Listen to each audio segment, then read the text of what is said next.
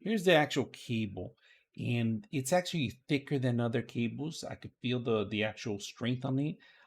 It has a lot of cord, an extensive cord. It stretches out almost 10 to 15 feet on the cable.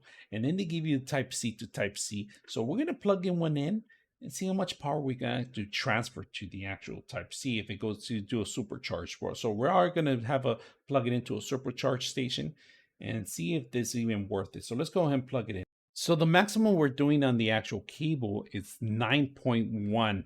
So 9 volts, that's what we're transferring. We're not transferring at 12, we're transferring at 9, but it's decent speeds, to charge your phone. So right now we're at Type C to Type C, and it's working very well. So it's not the full charge that we were looking for, like the 12 volts, but we're getting 9.5, so 9.1, 9.3. You guys can see it in the bottom level right now.